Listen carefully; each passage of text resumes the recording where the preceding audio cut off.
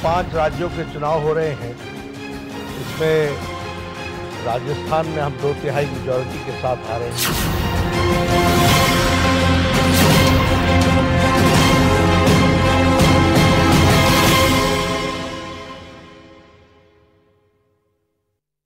एक बार जोरदार तालियां भारतीय जनता पार्टी के राष्ट्रीय अध्यक्ष जगत प्रकाश नड्डा जी के लिए। नड्डा जी, आपका अभिनंदन है न्यूज 18 के मंच पर। हमारे कई चैनल्स के माध्यम से करोड़ों दर्शक इस समय आपको लाइव देख रहे हैं। 5 राज्यों में चुनाव है, 3 दिसंबर को नतीजे आएंगे। दूसरी तरफ विश्व कप भी चल रहा है, क्रिकेट वर्ल्ड कप भी चल रहा है, जहां टीम इंडिया सारे मैच जीत रही है। बीजेपी का क्या स्कोर रहने वाला है इस बार 5 राज्यों में?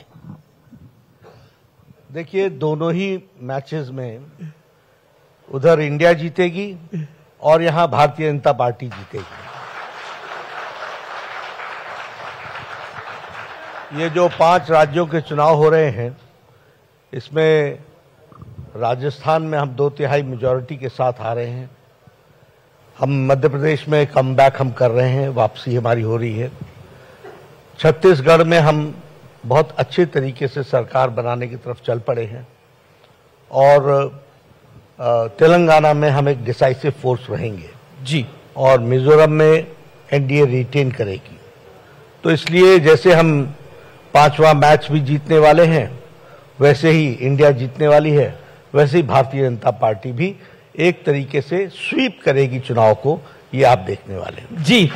लेकिन एक सवाल है कि बीजेपी राजस्थान और मध्य प्रदेश में इतनी कॉन्फिडेंट है, तो एक सवाल बनता है कि सांसदों को, मंत्रियों को चुनाव में क्यों उतारना पड़ा है? स्थानीय नेता भी तो थे। देखिए, आप सब लोग जो राजनीतिक विश्लेषक हैं जी, वो हमारे हर फैसले के बारे में बहुत प्रश्न खड़े करते हैं जी। अंत में जीत हमारी ही होती है। ये रणनीति का विषय होता है और रणनीति पर्दे का विषय होता है, और पर्दा तब उठता है जब फाइनल नतीजे आते हैं। इसलिए हम ये क्यों करते हैं, कैसे करते हैं? हम हर चुनाव को पूरी ताकत के साथ लड़ते हैं, पूरी शिद्दत के साथ लड़ते हैं और पूरी योजना के साथ लड़ते हैं। और हमारे जो भी नेता हैं वो प्रथम दृष्टि से कार्यकर्ता हैं। इसलिए कार्यकर्ता भाव से जो उनको कहा जाता है कि आपको ये चुनाव लड़ना है, वो लड़ते हैं।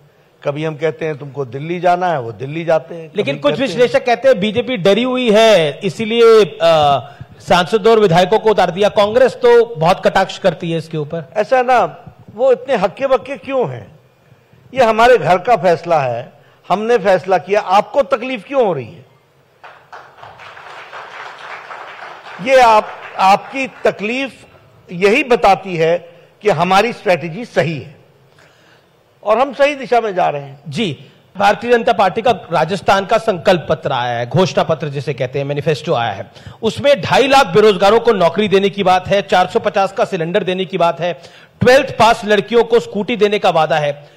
ये लोक लुभावन वादे हैं और इसका फिस्कल डेफिसिट पर, यानी प्रदेश की अर्थव्यवस्था पर खराब असर पड़ सकता है। ये एक क्रिटिकल अप्रोच निकल के आई है। What's your take on that? देखिए अमिश भाई, मैं आपको बताऊं, मैंने इस पर बहुत पहले भी कहा और हमेशा कहता रहता हूं, there is a difference between freebies and making and empowering the person. एक तरफ आप किसी को स्वावलंबन की ओर ले जाने के लिए उसका आप हाथ पकड़ करके उसको ताकत की ओर ले जाते हैं, इसको हम कहते हैं एम्पावरमेंट, इसको हम कहते हैं सशक्तिकरण, इसको हम कहते हैं उनका स्वावलंबन बनाने का रास्ता। वो स्वावलंबी बने, इसके लिए हम प्रयास कर रहे हैं। हम गैस के सिलेंडर में सब्सिडी किसको दे रहे हैं? उज्ज्वला योजना को। उज्ज्वला योजना किसके पास है? जो बेचारा गैस का सिलेंडर नहीं खरीद सकता था, जो गैस का चूल्हा नहीं खरीद सकता था, जी, लकड़ियां जला करके काम करते थे। तो मोदी जी ने उज्ज्वला योजना में उनको फ्री गैस का कनेक्शन दिया। अब सिलेंडर की भी आवश्यकता है, उसमें भी हमको सपोर्ट करना है। तो ये वो लोग हैं जिनके सशक्तिकरण से देश सशक्तिकरण की ओर बढ़ता है, उसके लिए हम काम करते हैं। एक सवाल हम आयुष्मान भारत जी, आयुष्मान भारत में हम किसको देते हैं? जो समाज का वो वर्ग है जो आर्थिक दृष्टि से पिछड़ गया है और वो कौन लोग हैं? 50 करोड़ लोग हैं। वो कौन लोग हैं? रेड़ी वाला, रिक्शा वाला, ठेला वाला, फेड़ी वाला,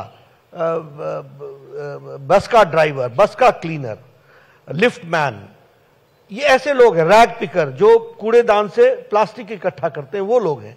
ऐसे लोगों को गंभीर बीमारी से लड़ने के लिए मोदी जी ने 5 लाख रुपए सालाना उनकी आर्थिक व्यवस्था की है, और उसको अब हम 10 लाख कर रहे हैं। तो ये जो है, ये आर्थिक दृष्टि से जो हम उनका सशक्तिकरण करते हैं, दिस इज एम्पावरमेंट। हमने ये कभी नहीं कहा हम फ्री बिजली देंगे, जिसको जरूरत भी नहीं है उसको भी हम देंगे। हमने कभी नहीं कहा कि हम तुमको ये फ्री देंगे, हम पात्र को देंगे। अब जैसे हम स्कूटी दे रहे हैं, किसको दे रहे हैं? Meritorious girl who is economically weaker section. तो वो, उसको स्कूटी क्या है? वो आगे बढ़ने का रास्ता है। किसी की मेडिकल कॉलेज में एडमिशन हो जाती है, उसको हम 50,000 देते हैं, वो उसको डॉक्टर बनाने के लिए एक रास्ता है। आगे उसका परिवार, वो डॉक्टर बनेगी। आप कह रहे हैं ये रेवड़ी नहीं है, ये सशक्तिकरण है, ये स्वावलंबन है, ये स्वावलंबन है। मेरा अगला सवाल है कि एक और उनकी रेवड़ियां हैं, उनकी रेवड़ियां हैं, लेकिन फिर सवाल उठेगा कि वो तो रेवड़ी दे रहे हैं और आप सशक्तिकरण कर रहे हैं, तो फिर जब कांग्रेस की सरकारें सस्ते सिलेंडर दे रही हैं, वो सशक्तिकरण क्यों नहीं है? मैं फिर आपको बताता हूं कि हमें उसमें कहां आपत्ति है, लेकिन उनके बाकी सारी चीजों को तो आप देख लीजिए ना, वो तो सारी की सारी रेवड़ियां होती हैं। जी, मेरा अगला सवाल है कि एक बीजेपी पे लगातार, अब तो इस आरोप को लगते हुए एक जमाना हो गया है, बीजेपी के लिए आरोप लगता है कि बीजेपी इलेक्शन खुद तो लड़ती है, बीजेपी की इलेक्शन मशीनरी होती है, लेकिन ईडी भी होती है, सीबीआई भी होता है, आईटी डिपार्टमेंट भी होता है, और कांग्रेस कह रही है हमारे पास गारंटी होती है, और वो गारंटी हमें कर्नाटक में जीत दिला के गई है। दो चीजें हैं। पहले आपने कहा कि हमारे साथ ईडी होती है, सीबीआई होती है, सब कुछ होती है। कौन सा ऐसा केस है जिस केस में को रिलीफ मिला हो? कौन सा ऐसा केस है जिसमें वो कह सकते हैं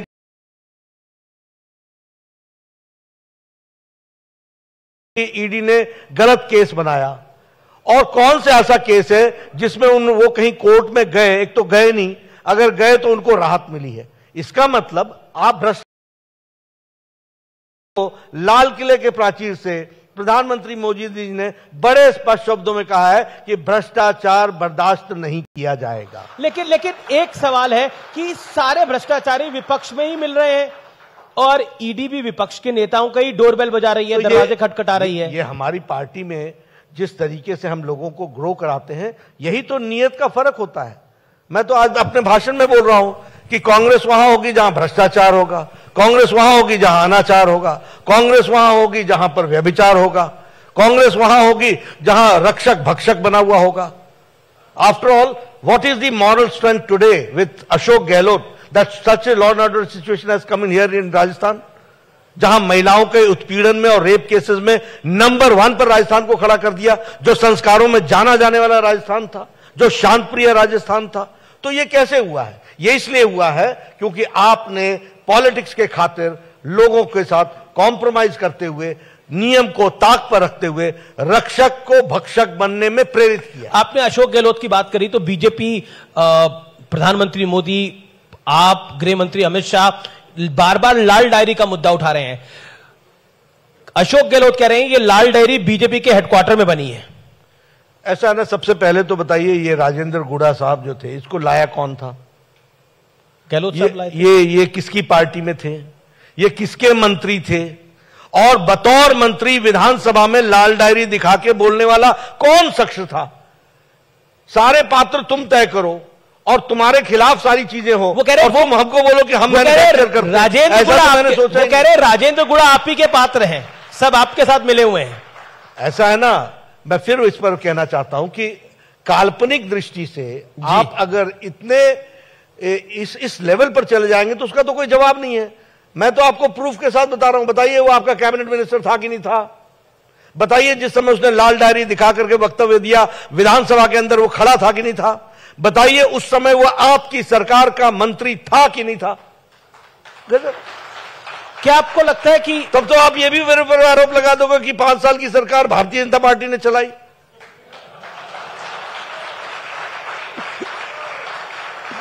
तो अच्छा है। लेकिन देखिए, आज एक सवाल आपने बोला कि भारतीय जनता पार्टी ने चलाई ये सरकार क्या, लेकिन एक सवाल जो बार बार घूम फिर के आ जाता है वो ये आ जाता है कि ईडी उन्हीं प्रदेशों में जाती है जहां चुनाव है। छत्तीसगढ़ चली गई, राजस्थान आ गई, उससे पहले कर्नाटक चली गई थी। क्या आपको लगता है कि कहीं ना कहीं टाइमिंग पर सवाल खड़े हो जाते हैं कि चुनाव से ऐन पहले ईडी की एंट्री होती है? जैसे फिल्मों में हम देखते थे कि वारदात के बाद पुलिस की एंट्री होती थी, चुनाव से ऐन पहले एंट्री होती है। देखिए, एक साधारण सा प्रश्न है, मैं कोई इन्वेस्टिगेटिव एजेंसीज पर कोई चर्चा करूं इसकी आवश्यकता नहीं है जी। लेकिन आपने देखा होगा कि इलेक्शन कमीशन एक्टिव कहां होता है, ईडी कहां एक्टिव होती है? जहां फाइनेंसेस का आदान प्रदान ज्यादा होता है जी। वो कहां होता है? जहां इलेक्शन डिक्लेयर्ड होता है। अभी ये जो आपके महादेव, अब इन्होंने महादेव भी नहीं छोड़ा, मैं क्या करूं? महादेव ऐप। अब महादेव ऐप कैसे पकड़ में आया? एक व्यक्ति सर्विलेंस पर था, उसको किसी ने दुबई से कहा कि जाओ भूपेश बघेल को इतने पैसे देकर के आओ। अब बताइए, ईडी गई या भूपेश बघेल और इनके साथी जो एक्टिविटी कर रहे थे उसके कारण यह हुआ? तो ऐसी एक्टिविटी होती रहती है। अब ये मैं कोई investigative agency, I am not a representative of any investigative agency, but I know कि एक्टिविटीज वहां होती हैं। अब पुलिस कहां खड़ी होती है? मेले के बाहर ही खड़ी होती है ना, मेले में ही घूमती है ना, डिप्लॉयमेंट होती है कि नहीं होती है? तो वैसे ही इन्वेस्टिगेटिव, हमने भूपेश बघेल से पूछा ये सवाल, तो उन्होंने बोला कि जब इलेक्शन कम समाप्त हो जाएगा ये ईडी का एक्शन भी समाप्त हो जाएगा। जब बीजेपी घर बैठ जाएगी छत्तीसगढ़ के अंदर तो ये सब समाप्त हो जाएगा। ऐसा नहीं है। गृह मंत्री अमित शाह के इशारे पे हो रहा है, जेपी नड्डा के इशारे पे हो रहा है। बिल्कुल गलत बात है, इसमें कोई सच्चाई नहीं है। और एक बात और भी ध्यान में रखिएगा, कभी भी आरोपी ये बोलता है कि वो आरोप, उसके ऊपर आरोप सही है? कभी बोलता है? कभी नहीं बोलता। वो तो हमेशा बहाने लगाएगा। मैं उनको ये बोलता हूं कि देखिए, there is a legal way. आपने मेरी इज्जत पर आंच डाला है, मैं आपको कोर्ट में खींचता हूं और आपके खिलाफ मैं मानहानि का दावा करता हूं। अब एक दूसरा, आपने मुझे एफआईआर लॉन्च की है, चार्जशीट की है, मैं कोर्ट में जाता हूं और मैं वहां से रिलीफ लेता हूं। आप क्यों नहीं करते हैं? ये इसलिए नहीं करते हैं क्योंकि आपको मालूम है कि जो आपके ऊपर आरोप लगा है वो सच्चा है, पक्का है और वह आपको अंतिम दम तक नहीं छोड़ने वाला है। मेरा अगला सवाल है कि भारतीय जनता पार्टी 5 राज्यों में चुनाव लड़ रही है, तो बीजेपी का चेहरा प्रधानमंत्री मोदी है, कमल का फूल है या लोकल लीडरशिप है? कौन है? देखिए, सबसे पहली बात तो यह है कि आप बताइए, आज दुनिया में नरेंद्र मोदी जी दुनिया की रेटिंग में सबसे ऊपर है कि नहीं है? अब वो हमारे पार्टी के अगर कार्यकर्ता नेता हैं तो ये मेरा सौभाग्य है कि नहीं है? और मुझे कोई बात अगर जनता तक जानी है तो मोदी जी के माध्यम से वह बात सबसे ज्यादा जनता के बीच में विश्वसनीय तरीके से जाती है कि नहीं जाती है? तो अगर ये सब कुछ होता है तो हम आदरणीय प्रधानमंत्री जी का सदुपयोग न करें और जनता के लिए, जो देश के लिए काम कर रहे हैं, और देश में ही छत्तीसगढ़ भी आता है, राजस्थान भी आता है, तेलंगाना भी आता है, मिजोरम भी आता है, तो हम उनका उपयोग न करें तो मुझ जैसा व्यक्ति क्या होगा फिर? ये तो राष्ट्रीय अध्यक्ष के रूप में मेरी जिम्मेवारी है कि मैं उनका सदुपयोग करूं, और इसलिए नहीं, सिर्फ पार्टी के लिए, देश के लिए, प्रदेश के लिए, उसके विकास के लिए। हां, रही बात नेतृत्व की, हमारे यहां ये स्ट्रैटेजी का विषय होता है। कई बार हम नेता डिक्लेयर करते हैं, कई बार हम नेता नहीं डिक्लेयर करते हैं, कई बार हम नेता डिक्लेयर करना चुनाव के बाद करते हैं, कई बार हम नेता के साथ जाते हैं। ये स्ट्रैटेजी का विषय। तो मध्य प्रदेश, राजस्थान, छत्तीसगढ़, तीनों राज्यों में आपको याद दिलाने के लिए 2017 में उत्तर प्रदेश के चुनाव में योगी जी कहां थे नेता? हम कमल के निशान पर गए थे, मोदी जी के नेतृत्व में गोरखपुर के। 2000 अगला चुनाव हुआ तो हम योगी जी के उसमें गए। सर्बानंद सोनोवाल जी के नेतृत्व में हम आसाम का चुनाव लड़े थे कि नहीं लड़े थे? दूसरा चुनाव हम कलेक्टिव लीडरशिप पर लड़े। तो ये स्ट्रैटेजी का विषय होता है इसको, और इतना तो हमको अपनी पार्टी चलाने की इजाजत आप दीजिए ही कि हम कम से कम अपना नेता तो तय करें। हर एक कुछ ही। एक छत्तीसगढ़ में कहा जाता है कि भूपेश बघेल के सामने बीजेपी के पास लीडरशिप नहीं है। ये ठीक है ना, उनको। अब मैं अगर ये पूछ लूं कि जब रमन सिंह जी के नेतृत्व में हम चुनाव लड़ रहे थे तो भूपेश बघेल कहां थे? जी, कौन सा नेता डिक्लेयर थे वो? ये देखिए, हम किसी के घर में झांक करके कुछ प्रतिक्रिया दें, इसकी आवश्यकता नहीं होती है। हर घर की अपनी अपनी नीति होती है, स्ट्रैटेजी होती है जी। और वो स्ट्रैटेजी पार्टी को मजबूत बनाने के लिए होती है। उनको भी मुबारक, वो ऐसी रणनीति बनाए और मैं तो बनाऊंगा ही बनाऊंगा। मेरा अगला सवाल है कि बीजेपी परिवारवाद को लेकर बहुत सारे आरोप लगाती है, लेकिन इस बार हमने एक आंकड़ा जुटाया। राजस्थान में कांग्रेस ने 24 तो बीजेपी ने 20 पारिवारिक पीढ़ियों को टिकट दिया है। तो मतलब आप कांग्रेस से तो थोड़ा पीछे हैं, लेकिन 4 ही पीछे हैं, मतलब परिवार देखिए टिकटें बांटने में। देखिए, आपके मन से मैं परिवारवाद को अच्छे ढंग से आपके सामने समझा देना चाहता हूं। व्हाट इज फैमिली डायनेस्टी, और हम परिवारवाद, किस परिवारवाद के खिलाफ बोल रहे हैं। थोड़ा सा समय लूंगा मैं। जी जी जी, क्योंकि आपके माध्यम से, आपके चैनल से कई लोग देखते हैं, तो उस चीजों को समझ लें। परिवारवाद क्या होता है? परिवारवाद ये होता है कि उमर अब्दुल्ला के बाद, फरूक अब्दुल्ला के बाद उमर अब्दुल्ला, मुफ्ती के बाद महबूबा मुफ्ती, चौटाला भाइयों के बाद चौटाला, प्रकाश सिंह बादल के बाद सुखबीर सिंह बादल, और ये सब लोग, पार्लियामेंट्री बोर्ड भी इनके घर की और इलेक्शन कमेटी भी इनके घर की। ये जितने नाम मैंने लिए, मुलायम सिंह के बाद अखिलेश, अखिलेश के बाद डिंपल, बाकी फुल स्टॉप। लालू के बाद राबड़ी, राबड़ी के बाद तेजस्वी, तेजस्वी के बाद तेज प्रताप, बाकी फुल स्टॉप। ममता के बाद अभिषेक, बीबी भाईपो, बुआ और भतीजा, बाकी full stop. Jaganmohan Reddy, YSR, Jaganmohan Reddy, KCR, KTR, Kavitha, उनका बेटा, बाकी छुट्टी। उदयनिधि, पहले स्टालिन, पहले करुणानिधि, स्टालिन, उदयनिधि, स्टालिन। हमारे उद्धव ठाकरे, आदित्य ठाकरे, शरद पवार, सुप्रिया सुले। ये इसको बोलते हैं परिवारवाद। हमारी ही पार्लियामेंट्री बोर्ड, हमारी ही सेक्रेटरी, हमारे ही लोग, इसको बोलते हैं परिवारवाद। जहां पार्टी एक परिवार चलाती है, वही पार्लियामेंट्री बोर्ड है, वही इलेक्शन कमेटी है, वही सब कुछ है, उसको कहते हैं यह पार्टी वंशवाद की पार्टी है। और दुख के साथ यह कहना पड़ता है, आप देखिए ना, कांग्रेस पार्टी भी तो पारिवारिक पार्टी हो गई है। Sonia Gandhi CEC member, Rahul Gandhi CEC member, Priyanka Gandhi CEC member, बाकी सब क्या कर रहे हैं? अध्यक्ष तो खड़गे जी हैं अब। वो ठीक है, होंगे, लेकिन मैं परिवारवाद का आपको डेफिनेशन बता रहा हूं। रखने के लिए तो रहना ही पड़ता है किसी को, वो उद्देश्य नहीं है। और उसमें भी आपने बहुत बार कोशिश कर ली राहुल को अध्यक्ष बनाने की, अब वो न माने तो क्या करना। तो ये तो आप नियत से पारिवारिक हैं, आप नियत से पारिवारिक हैं। हम जब बात करते हैं, हम क्या कहते हैं कि किसी, अब ये देखिए, किसी के नेता अगर का बेटा अगर कोई अच्छा कार्यकर्ता है और वो 20 साल 25 साल से काम कर रहा है, जिला का अध्यक्ष बना, मंडल का अध्यक्ष बना, बाद में वो किसी और कमेटी पर गया, लोगों के बीच में काम किया, 20 साल से काम कर रहा है, ऐसे व्यक्ति अगर कभी किसी को मौका मिलता है तो इसको हम परिवारवाद नहीं बोल सकते। ये हम उसको हम, हाँ, वह किसी के कार्यकर्ता को इग्नोर करके उसको दिया जा रहा है, ऐसा कभी नहीं होता, इसकी हम चिंता करते हैं। मेरा अगला सवाल है, अशोक गहलोत ने एक बड़ा आरोप लगाया कि कन्हैयालाल साहू की हत्या के पीछे भारतीय जनता पार्टी वाले हैं। वही वाली बात हो गई, जैसे आपने कहा कि लाल डायरी और राजेंद्र गुड़ा वो हमारा आदमी है। अब ये इसीलिए तो मैंने कहा कि शायद सरकार, मैं नहीं कह रहा, ये अशोक गहलोत कह रहे हैं। अशोक गहलोत जी की बात मैं कर रहा हूं कि अब उन्होंने ये हमारे ऊपर कह दिया। सच्चाई क्या है कि गहलोत साहब ने तुष्टीकरण की रीति में स्यूडो सेक्युलरिज्म को बढ़ाते बढ़ाते ये शांत प्रिय प्रदेश, सबको साथ चलने वाला प्रदेश, सबके साथ बराबर का सद्भाव रखने वाला प्रदेश, यहां भी उन्होंने धार्मिक दृष्टि से उन्माद की बीज डाल दी। यह अशोक गहलोत का कंट्रीब्यूशन है, यह अशोक गहलोत का कंट्रीब्यूशन। अगर रामनवमी के अवसर पर शोभा यात्रा निकलती है तो उसको रोक दो या उस पर पथराव कराओ। अगर कोई हनुमान जयंती पर कोई शोभा यात्रा निकलती है तो या पथराव कराओ या उसको रोक दो।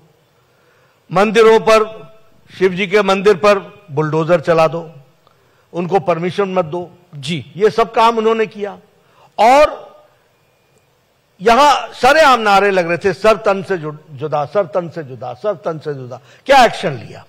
पीएफआई के लोगों ने यहां ओपन जुलूस निकाला है राजस्थान के अंदर।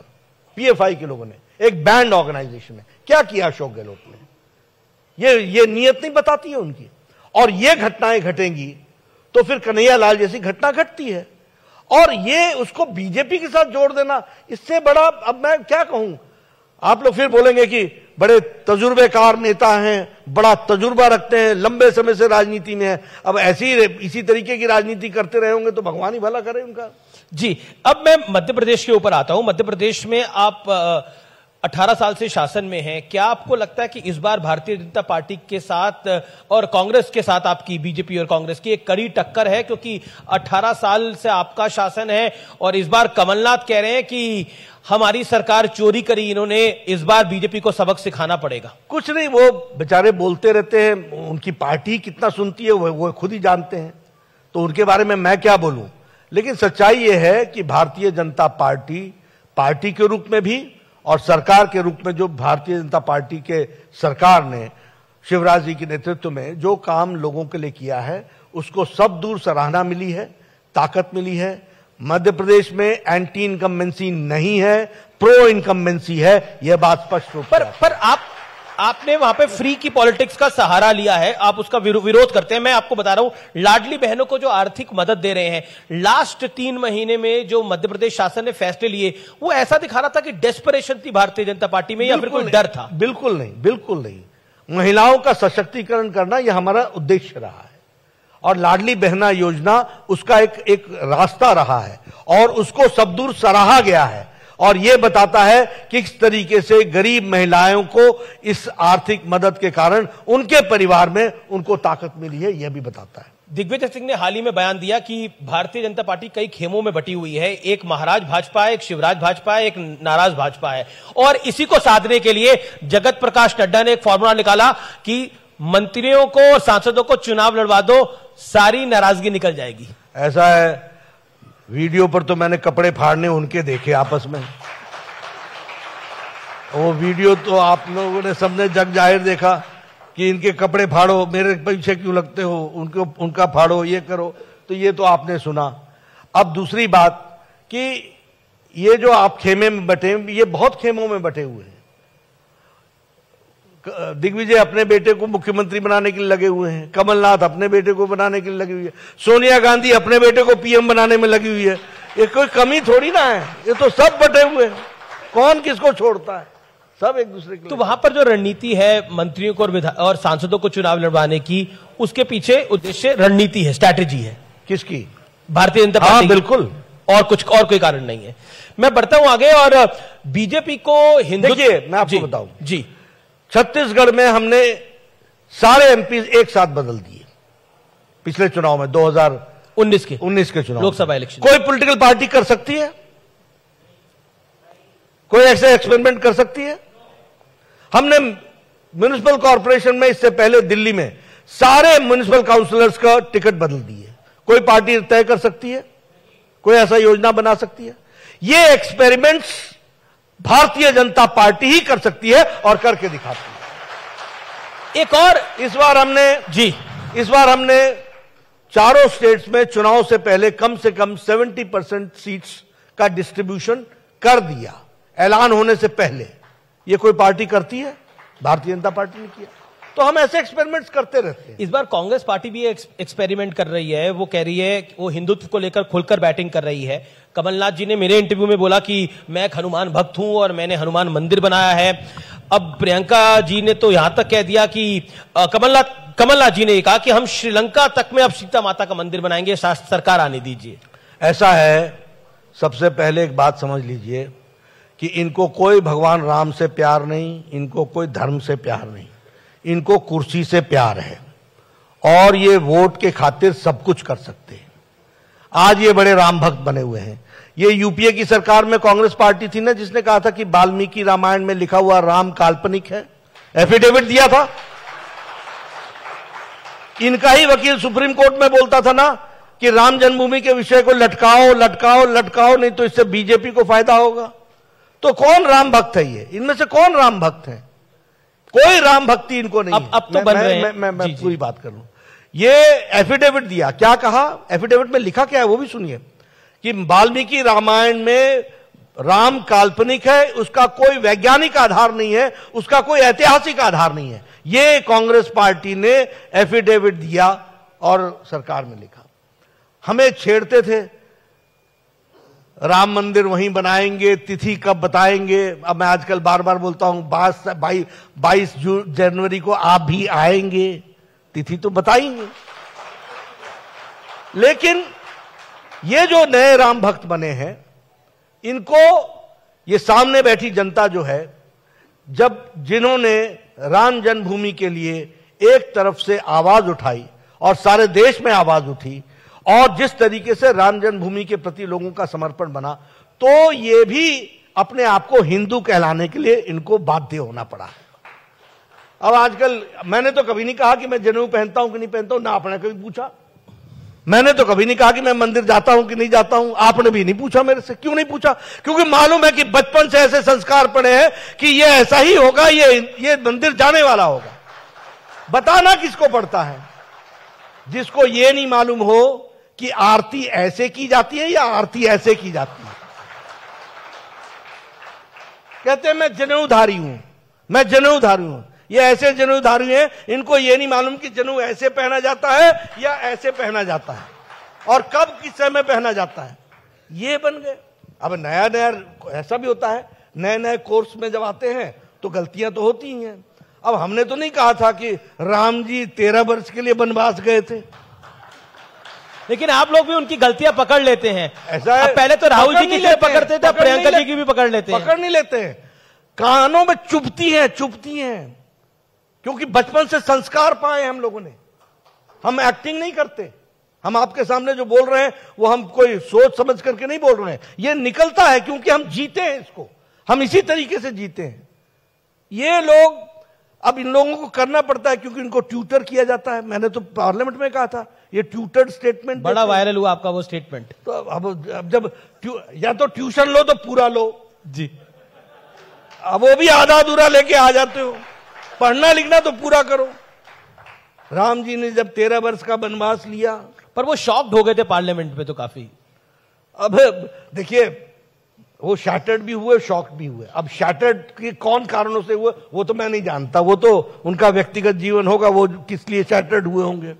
शॉक तो उनको होना ही था, क्योंकि वो ओबीसी की बात कर रहे हैं। जिस राजीव गांधी ने पार्लियामेंट के अंदर कहा ना जात को ना पात को, जिसने ओबीसी के रिजर्वेशन का विरोध किया, जो उनकी परदादी ने काका कालेलकर रिपोर्ट को पहले 12 साल तक बंद रखा, अंत के 2 साल में उसको रिजेक्ट किया, जिस मंडल कमीशन को इंदिरा गांधी और उनके पिताजी, पूज्य पिताजी राजीव गांधी ने ठंडे बस्ते में डाला, वो आज ओबीसी की बात करने लगे। तो ये वैसे ही है, आजकल राम की बात करने लगे, अब ओबीसी की बात। ये फैशन के अनुसार चलते हैं, जो इशू आता है ना उसको फैशन की तरह, जो अब ओबीसी।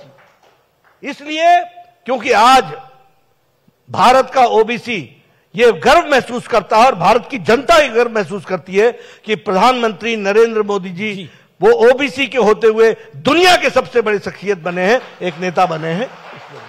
देखिए, अब एक और सवाल है, मैं जातीय जनगणना पर मैं आऊंगा, लेकिन उससे पहले मैं इंडिया गठबंधन पर आना चाहता हूं।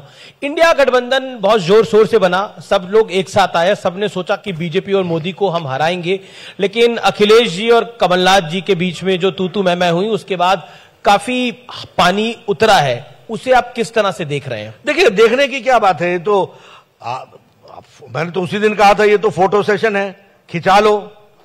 पर उस फोटो सेशन में भी मैंने देखा किसी का धड़ इधर था, किसी का मुंह उधर था, एक लाइन में खड़े होकर के भी कहीं कोई कहीं देख रहा था, लुकिंग लंदन टॉकिंग टोक्यो। ये कहां देख रहे हैं, कौन बात कर रहा है, कुछ समझ में नहीं आ रहा था। तो ये इस तरीके के लोग खड़े थे वहां पर। अब वास्तविकता धरातल पर जब हम जाते हैं तो हमारे को पता है कि ये इनकी इच्छा हो सकती है, और हम भी चाहते हैं इकट्ठे हो, ठीक है, लड़े, हमारे को कोई आपत्ति थोड़ी ना, हम प्रजातंत्र है, हम किसी को रोक तो नहीं सकते हैं। लेकिन जब आधार गलत होता है तो वह इमारत टिकती नहीं। अखिलेश जी ने तो कह दिया कि कांग्रेस चालू पार्टी है। मैं ऐसे अभी और बयान आएंगे। अभी आप कमलनाथ जी ने कह दिया कि सन 24 तक आप इंतजार तो कीजिए, आपको ऐसे बयानों की बाहर लगेगी। मैं चलिए अगले सवाल पर आता हूं। हिंदुत्व को लगातार गाली देने का सिलसिला जारी है। मैं किसी नेता का नाम नहीं लेना चाहता, लेकिन उत्तर से दक्षिण तक, दक्षिण से उत्तर तक हमने कई नेताओं के बयान सुने हैं। क्या कहना चाहते हैं आप? कभी मां लक्ष्मी को, कभी किसी विषय को लेकर, कभी सनातन को इरेडिकेट करने की बात होती है। बतौर भारतीय जनता पार्टी के राष्ट्रीय अध्यक्ष, व्हाट्स योर व्यू? देखिए, सबसे पहली बात तो यह है कि जो इस काम में लगे हैं और ये इकोसिस्टम में, चाहे साउथ हो चाहे नॉर्थ हो, ये एक ही तरह के लोग हैं और ये एक ही विचारधारा या ब्रीड से जुड़े हुए लोग हैं। इन लोगों का काम है समाज को खंडित करो, देश को कमजोर करो, देश को विभाजित करो, जितने भी खंडन हो सकता है उसको खड़ा करो, ये उनका उद्देश्य है। और दूसरा, जहां तक सनातन का सवाल है, हम लोगों ने सबसे पहले कहा कि यह विश्वास का विषय है और सनातन हमेशा रहा है, चिरकाल से रहा है। इस तरीके के वक्तव्य देना, यह कोई जो व्यक्ति दे रहा है वो अकेला नहीं दे रहा है। अगर अकेला दे रहा होता तो कांग्रेस पार्टी ने क्यों नहीं इसका विरोध किया? यह एक इकोसिस्टम का पार्ट है। They are all part and parcel of, आप कहते हैं रणनीति है। हाँ, रणनीति। और रणनीति में भी भारत को कमजोर कैसे किया जा सकता है, विभाजित कैसे किया जा सकता है और इसमें मुसीबतें कैसे लाई जा सकती है, इसका प्रयास। लेकिन एक चीज है कि सनातन का विरोध एक बार हो तो समझ में आता है, कई बार इस तरह के बयान आए और उसके साथ साथ जातीय जनगणना को जोड़ दिया जा रहा है। देखिए, जातीय जनगणना एक अलग चीज है जी। जातीय जनगणना में भारतीय जनता पार्टी की सरकार बिहार में थी जब वो जातीय जनगणना नहीं, सर्वे कराया, सर्वे सॉरी, तो उन्होंने सर्वे किया, तो ठीक है, जानकारी होनी चाहिए, हम लोगों ने भी उसमें साथ दिया। लेकिन जो उनका उद्देश्य है वो कोई जातिगत सर्वे के माध्यम से उस समाज को बढ़ाने का नहीं है, इससे अपनी राजनीति को साधने का है। एक पर्टिकुलर वर्ग और एक पर्टिकुलर धर्म, उनका तो जनगणना में अंक बढ़ जाता है और जो अति पिछड़े हैं, कमजोर हैं, ओबीसी हैं, वो और कमजोर हो जाते हैं, उनकी संख्या घट जाती है। तो ये राजनीतिक प्रेरित है। ये उद्देश्य इनका कोई समाज में जो पीछे रह गए हैं उनको लाना नहीं है, इसके माध्यम से अपनी राजनीति को मजबूत करने का उद्देश्य। एक सवाल कि जातिगत जनगणना को लेकर कांग्रेस ने एक बड़ा स्टैंड लिया कि जहां जहां उनके शासित राज्य है वहां पे वो जातिगत जनगणना कराएगी। क्या आपको लगता है बीजेपी को फंसाने के लिए है, बीजेपी को ट्रैप करने के लिए? कांग्रेस पार्टी का मैंने फिर कहा, राहुल गांधी ने प्रेस कॉन्फ्रेंस में बोला। हो, आप किसका नाम ले लिया? कांग्रेस पार्टी का कोई लेना देना ही नहीं है जनता से। कांग्रेस पार्टी का कोई लेना देना नहीं है कि देश का भला किस चीज से हो रहा है। कांग्रेस पार्टी का मतलब है कि आजकल समाज में कौन सी बात है जिसको हम पकड़ लें और उसके सहारे हम सरकार में पहुंच जाएं, सत्ता में पहुंच जाएं, यह उसका उद्देश्य है। एग्जाम्पल देता हूं, अभी मैंने कहा आप 40 साल ओबीसी के खिलाफ काम करते रहे, 40 इयर्स, आज आपको ओबीसी सूझने लग गया। क्यों? क्योंकि मोदी जी ने समाज का सबका साथ, सबका विकास, सबका विश्वास में जो बेचारे पीछे रह गए थे उनको मुख्य धारा में शामिल कर लिया और वो ताकत बनकर के खड़े हो गए, तो आज आप ओबीसी का गाना गाने लग गए। आप राम काल्पनिक बोलते थे, आज एफिडेविट देते थे, आज आप मंदिरों में जाकर के घंटी बजाने लग गए। तो आपने अब जिनका नाम आपने लिया, अब ये बोलेंगे कि हम आज इसके लिए खड़े हैं। कौन पूछता है? इनकी सिंसियरिटी कहां है? इनकी सिंसियरिटी एक चीज से है, येन केन प्रकारेण हमको सत्ता में लाने के लिए कुछ भी करना पड़े वो हम करने के लिए। लेकिन इनकी एक स्ट्रैटेजी कर्नाटक में काम करी। कर्नाटक में बीजेपी को अब तक की सबसे बड़ी हार देखने को मिली। ठीक है, उसके कारण अलग हो सकते हैं, लेकिन जहां तक आपने गारंटी की बात की, एक चीज की गारंटी है, जहां जहां कांग्रेस की सरकार होगी वहां घोटाले, स्कैम, घपला जरूर होगा, यह बात पक्की है। अब एक और जी, दूसरा जो आपने कहा गारंटी के बारे में, ये हमारे हिमाचल में कहकर के आए थे कि हम 500 रुपए महिलाओं को देंगे, बेचारी वहां इंतजार कर रही हैं। सिलेंडर सस्ता करेंगे, बेचारे वहां इंतजार कर रहे हैं। बेरोजगारी भत्ता देंगे, वो नौजवान इनको ढूंढ रहे हैं गली गली, द्वारे द्वारे, ये घूमने लायक नहीं हो गए हैं। तो ये तो काठ की हांडी बार बार नहीं चढ़ती, चढ़ गई एक बार, और मैंने फिर कहा उसके कारण अलग हो सकते हैं। उसके कारण गारंटी पर कोई विश्वास करता है आज, तो वह मोदी की गारंटी पर विश्वास करता है, ये बात पक्की है। अब ये सवाल जो है ये देश के करोड़ों लोगों के लिए का सवाल है, वो है कि अयोध्या में रामलला का मंदिर, उसकी प्राण प्रतिष्ठा 22 जनवरी को हो रही है। विपक्ष को बहुत शिकायत है, राहुल गांधी को शिकायत है, अरविंद केजरीवाल को शिकायत है कि उन्हें नहीं बुलाया जा रहा। मैं नहीं जानता, देखिए ये काम राम जन्मभूमि का ट्रस्ट करता है, ये राम जन्मभूमि के ट्रस्ट का कार्य है, वो जाने और उनका क्या, और ये सच है कि गलत है ये भी मैं नहीं जानता हूं। हमारे लिए तो सबका साथ, सबका विश्वास, सबका विकास, सबका प्रयास ये रहता है। पर 2024 के चुनाव के लिए राम मंदिर में प्राण प्रतिष्ठा 22 जनवरी को रखी गई है। विपक्ष का यह भी आरोप है पॉलिटिकल माइलेज लेना चाहते हैं आप लोग बेसिकली। अमित जी देखिए, जो कांग्रेस का नेता सुप्रीम कोर्ट में खड़ा होकर के बोले कि राम जन्मभूमि को अभी लटकाओ, ये विषय अभी नहीं आना चाहिए, तो ये राम जन्मभूमि जो करोड़ों लोगों की आस्था का विषय है उसको कांग्रेस पार्टी चुनाव की दृष्टि से देखती है। तो ऐसे लोगों को तो डर लगेगा ही लगेगा, जब प्राण प्रतिष्ठा हो जाएगी तो ये राम भक्तों की भी विजय होगी और राम भक्तों को अच्छा भी लगेगा, तो ये उनको तकलीफ तो होनी ही है। नड्डा जी, एक सवाल मैं दिल से आपसे पूछना चाहता हूं, जब राम मंदिर का आंदोलन हो रहा होगा तब आप भी सक्रिय राजनीति में ना भी हो, लेकिन मैं उस समय भारतीय जनता युवा मोर्चा का राष्ट्रीय अध्यक्ष थे। तो बतौर युवा मोर्चा के राष्ट्रीय अध्यक्ष आज आप भारतीय जनता पार्टी के राष्ट्रीय अध्यक्ष है, रामलला का मंदिर भव्य दिव्य मंदिर बनने जा रहा है, तब आपने कभी सोचा था कि एक दिन ऐसा आएगा कि रामलला का मंदिर वहीं बनेगा जो नारे आप लगाते थे, सौगंध राम की खाते हैं, मंदिर वहीं बनाएंगे, वो सिद्ध होगा? ये सिर्फ मैं ही नहीं सोचता था, करोड़ों लोगों की आस्था थी, करोड़ों लोगों की आस्था थी जी कि मंदिर वहीं बनेगा। और यही आस्था, और मंदिर हमने नहीं बनाया, आपने नहीं बनाया, स्वयं राम ने रास्ता बनाया और ये बना, ये हम सबको मालूम है। जी, अगला सवाल, अगले एक दो सवाल ही बचे हैं। राहुल गांधी पर एक सवाल है मेरा कि कांग्रेस का मानना है, और एक हमने भारत जोड़ो यात्रा के बाद राहुल गांधी की इमेज में एक मेकओवर देखा है, क्या आपको लगता है राहुल गांधी अब ज्यादा सक्रिय रहने लगे हैं एक्टिव पॉलिटिक्स में, और वो आपके लिए चिंता की बात है? बिल्कुल नहीं चिंता की बात है, अच्छा है, घूमे, जितना घूमे अच्छा ही है। आप हमारी बात को समझ नहीं पाए, जितना घूमेंगे ठीक रहेगा, हमें उससे कोई आपत्ति नहीं, वो विदेश। लेकिन अब आपने भारत जोड़ो यात्रा की बात की, तो मैं आपको बताना चाहता हूं कि जवाहरलाल नेहरू यूनिवर्सिटी में लोगों ने रात को हॉस्टल में नारे लगाए, अफजल हम शर्मिंदा हैं, तेरे कातिल जिंदा हैं। अफजल कौन था?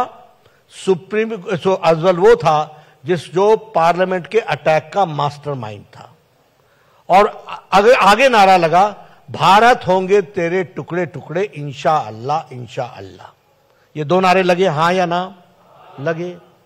अब राहुल गांधी दूसरे दिन, अच्छा क्या कहा? हम शर्मिंदा हैं, तेरे कातिल जिंदा है। कातिल कौन हुआ? सुप्रीम कोर्ट का जज जिसने फांसी सुनाई अफजल को। कातिल कौन हुआ? उस समय के भारत के राष्ट्रपति प्रणब मुखर्जी, जिन्होंने पार्डन करने से इनकार कर दिया, वो कातिल हो गए। और हम शर्मिंदा हैं कि तेरे कातिल जिंदा है। उसके दूसरे दिन राहुल गांधी इन लोगों के साथ जेएनयू में खड़े हुए कि नहीं हुए? आज दिन तक माफी मांगी क्या? तो ये जोड़ो यात्रा कर रही है, तोड़ने वाली यात्रा के निकले हुए। ये तो तोड़ने वाले लोग हैं, ये तो देश को खंडित करने वाले लोगों के साथ खड़े हैं। और जो व्यक्ति, राजनेता, अपनी गलती के लिए, आप हमको पकड़ लो कि ये तुमने स्टेटमेंट दिया आज के दिन और मैं 10 दिन बाद मैं गलत प्रूव होता हूं, तो मुझे पब्लिक के सामने कहना चाहिए आई एम सॉरी, मेरे फैक्ट्स गलत थे और मैं इसके लिए आपसे क्षमा मांगता हूं। जब आप क्षमा नहीं मांगते हो तो ऐसे लोगों को मैं क्या कहूंगा? ये सब लोग समय को, इसीलिए मैं कह रहा हूं कि बार बार ये वोट कैसे मिले इसकी चिंता कर रहे हैं, और इसके लिए किसी के साथ भी खड़ा होना पड़े, खड़े होने के लिए। आप कहते हैं कि वो घूमे, वो विदेश घूमते हैं, वो कहते हैं भारत में लोकतंत्र नहीं है, अल्पसंख्यक खतरे में है, लगातार बोलते हैं। इंडिया में लोग सुनते नहीं है, इसलिए विदेश में जाके बोलते हैं। मैं बिहार की बात करना चाहता हूं। बिहार आपके दिल के बहुत करीब है, मुझे पता है, क्योंकि आपने वहां पे लंबे अरसे तक अपनी राजनीति करी। लेकिन क्या आपको लगता है कि पिछले कुछ दिनों में जो बात नीतीश कुमार ने बोली, चाहे वो महिलाओं के संदर्भ में हो, बाद में बोला गया वो एक सेक्स एजुकेशन थी, चाहे वो आपके सहयोगी जीतन राम मांझी के संदर्भ में हो कि इन्हें गलती से मुख्यमंत्री मैंने बना दिया था, क्या कहना चाहते हैं? नीतीश कुमार आपके पुराने अलाए रहे हैं, अब नहीं है साथ में। देखिए, जब तक हमारे साथ रहे तब तक तो ठीक ठाक रहे। अब हमारे से जब संगत बिगड़ जाती है तो जवान बिगड़ जाती है। तो संगत बिगड़ गई, इसीलिए तो कहते हैं सत्संग होता है। तो सत्संग खत्म हो गया, तो अब ऐसे ऐसे दिमाग में ख्याल आने लगे जो उन्होंने विधानसभा में कहा, वो सब आपने भी सुना, मैं क्या बोलूं उस पर। तो ये जब से वो हमसे अलग हुए तब से उनके रास्ते भी अलग हो गए और उनको जमीन भी नजर आ गई, नजर दिला दी लोगों ने। अब इंडिया अलायंस भी उनको कितनी उनको स्थान देता है ये भी आपको मालूम है। तो ये होना ही है। और मैं ये मानता हूं कि इसमें जो लोग सही रास्ते से भटकते हैं उनको राजनीति में भटकना ही पड़ता है और कोई रास्ता नहीं रहता। जी, और जो जीतन राम मांझी के लिए कहा मेरी मूर्खता के कारण ये सीएम बने, बहुत दुखदाई था जी, बहुत दुखदाई। जीतन राम मांझी जी को मैं जानता हूं और मैं बिहार को भी जानता हूं, जिस वर्ग से वो आते हैं और इतनी लंबी राजनीति उन्होंने की है। वो गरीबों के लिए उन्होंने बहुत अपना जीवन लगाया है। ऐसे व्यक्तित्व को इस तरीके की भाषा का उपयोग करना ये सच में पीड़ा देने लायक है। बिल्कुल, मैं आखिरी दौर में हूं। बिल्कुल, अरविंद केजरीवाल को ईडी का सम्मन आ गया। वो कहते हैं संजय सिंह जेल चले गए। आम आदमी पार्टी कहती है कि भारतीय जनता पार्टी हमारी पार्टी को समाप्त करना चाहती है। आप गजब की बात करें, धंधा तुम करो, शराब का घोटाला तुम करो और हम तुम्हारी पार्टी समाप्त करना चाहते हैं। आप बोलिए सत्येंद्र जैन हेल्थ के ग्राउंड पर बाहर है, हेल्थ के ग्राउंड पर, वैसे उसको जेल में होना चाहिए। मनीष सिसोदिया बोलते थे मैं कल आऊंगा, मैं परसों आऊंगा, मेरे घर में कुछ नहीं मिला, अंदर पड़े हैं, एक बार नहीं गए, सुप्रीम कोर्ट तक हुआ है, हमने रोका उनको। अब ये भी जिस तरीके की हरकत कर रहे हैं, law and order will take its own course. हम किसी पर क्या, और हम किसी को वो नहीं, हम किसी के प्रति बायस्ड होते हैं, ना हमको इस पर कोई प्री जजमेंटल होना चाहते हैं। हम ये कहते हैं कि आपसे जो प्रश्न पूछा गया है आप उनको एजेंसीज को जवाब दो, बात खत्म है। क्या दिक्कत की बात है?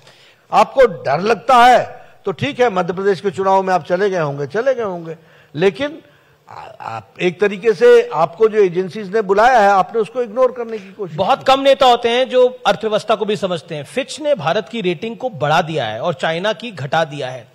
ये अपने आप में बहुत बड़ी बात है हमारे देश के लिए, लेकिन इसके ऊपर भी जब विपक्ष शक करता है तो आपके मन में क्या आता है? मैं फिर क्या बताऊं उनको। देखिए, इन लोगों ने, कुछ लोगों को ऐसा होता है कि हम उनकी आंखें ठीक कर सकते हैं, लेकिन हम दृष्टि नहीं दे सकते हैं। विजन तो उनका होना चाहिए। जिन लोगों ने तय ही कर रखा है कि हर चीज को गलत ही बोलना है, तो उसका हम क्या उत्तर दे सकते हैं? आज आप बताइए, हमने तो नहीं कहा, दुनिया ने कहा कि now India is 5th largest economy of the world, 5वीं। रेटिंग्स ही बता रही है कि 2027-28 तक मोदी जी के नेतृत्व में देश 3रे नंबर की अर्थव्यवस्था बन जाएगी। 13.5 करोड़ लोग गरीबी की रेखा से ऊपर उठ चुके हैं। अति गरीबी भारत में 1% से कम हो गई है। यह इंटरनेशनल मॉनिटरी फंड बोल रहा है, मैं थोड़ी ना बोल रहा हूं। लेकिन जिसने सुनना ही नहीं है, 55,000 करोड़ रुपए का इस दिवाली में, अभी पूरी छठ तक समाप्त नहीं हुआ है, 55,000 करोड़ रुपीस का गोल्ड की खरीदी हुई है। लोगों के पॉकेट में पैसा है तब हुई है, और व्हाइट में बता रहा हूं मैं, व्हाइट में मतलब जो ट्रांजैक्शंस हुए हैं उसके अनुसार बता रहा हूं। तो ये आर्थिक दृष्टि से विकास हो रहा है। आज ऑटोमोबाइल में अमेरिका और चाइना के बाद ऑटोमोबाइल इंडस्ट्री में, ऑटोमोबाइल मार्केट में भारत 3रे नंबर पर आकर के खड़ा हो गया है। इसका मतलब भारत के लोगों में पॉकेट में ताकत कितने, मेरे को आंकड़े याद नहीं है, लेकिन शायद लाखों में 55 लाख व्हीकल्स खरीदी गई हैं। काफी रिकॉर्ड व्हीकल्स खरीदी, धनतेरस और उसके आसपास स्कूटर्स खरीदे गए। तो लोगों के जेब में पैसा है तब खरीदे गए हैं, और तब खरीदे गए हैं जब आर्थिक उत्थान हो रहा है, इसलिए खरीदे गए हैं। अब इनको समझ में नहीं आए तो मैं क्या करूं? जी चलिए, बिल्कुल आखिरी दौर है। मैं आपको 3 तस्वीरें दिखाना चाहता हूं। आइए दिखाते हैं। पहली तस्वीर किसकी आ रही है, आइए देख लेते हैं। पहली तस्वीर किसकी आ रही है? राहुल गांधी की तस्वीर है। क्या कहना चाहते हैं नड्डा जी? माइक। ठीक है, अच्छी बात है, देर आए दुरुस्त आए। अगली तस्वीर देख लेते हैं किसकी आ रही है। केजरीवाल, सिसोदिया और संजय सिंह, 2 तो जेल में, एक को ईडी का सम्मन आया हुआ है। ये सब मुस्कुरा रहे हैं कि पता नहीं हमारी सच्चाई कब खुलेगी। अगली तस्वीर देख लेते हैं किसकी आ रही है। ये इंडिया गठबंधन की तस्वीर है। 1 सितंबर और 31 अगस्त से 1 सितंबर के बीच में तो मुंबई में बैठक थी। बहुत कुछ बोल सकता हूं इस पर जी। ये जो इधर बैठे हैं जी, इनके पिताजी हिंदू सम्राट बाला साहब ठाकरे ने कहा था कि अगर कांग्रेस से समझौता करना पड़े तो मैं अपनी दुकान बंद कर दूंगा, और उनकी दुकान उनके बेटे ने बंद कर दी। जी, ये बैठे हैं बीच में, जिन्होंने अपनी बेटी का नाम मीसा रखा था। मीसा मतलब maintenance of internal security act. ये इमरजेंसी में 22 महीने जेल में रहे और मीसा के विरोध में बेटी का नाम मीसा रखा था। आज देखिए कैसे बैठे हैं। और ये जो सज्जन हैं जो बीच में इधर जी शरद जी के साथ इधर बैठे हैं, ये इनकी दादी ने इनको जेल में डाला था, तो वो भी हमने देखा है। तो बहुत से किस्से हैं, हमारे को यहां बताने लगेंगे तो। उधर भगवंत मान भी है कोने में। हाँ, वो बेचारे तो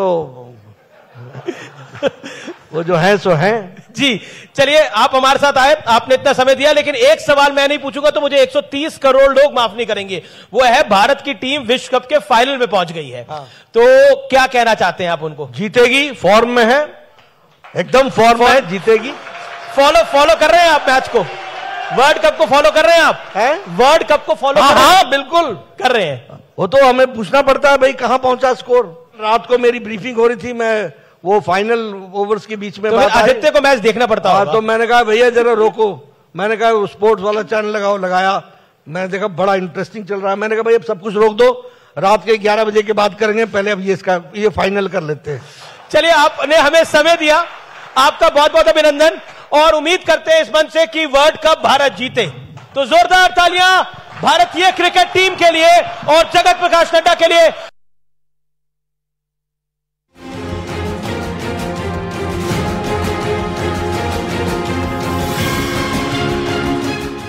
ये जो 5 राज्यों के चुनाव हो रहे हैं, इसमें राजस्थान में हम 2/3 मेजॉरिटी के साथ आ रहे हैं।